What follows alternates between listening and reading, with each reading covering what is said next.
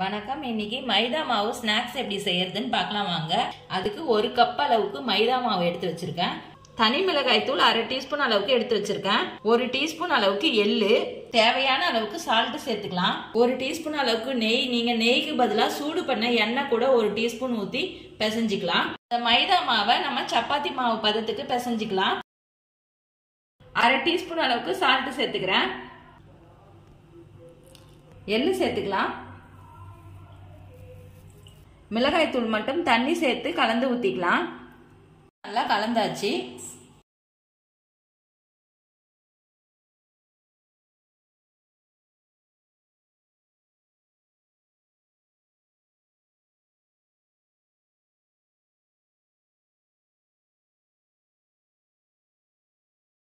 இப்போ மாவு நல்லா பிசைஞ்சாச்சு.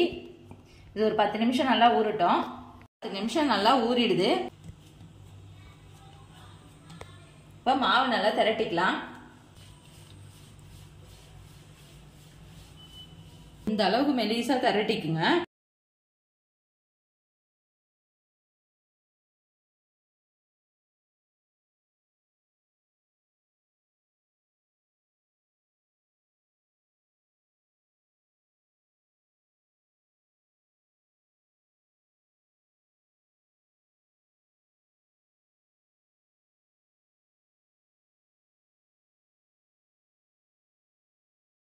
நம்ம எடுத்து வச்சுக்கலாம்.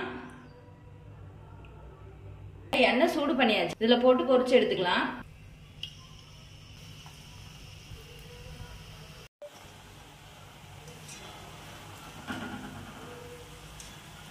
இந்த அளவுக்கு கலர் மாறின பிறகு எடுத்துக்கலாம். இது வேக வைக்கிறதுக்கு மட்டும் சிம்லயே வச்சுக்கோங்க. எடுக்க 2 நிமிஷம் இருக்கும் போது மட்டும் ஹை ஃப்ளேம் வச்சுக்கோங்க.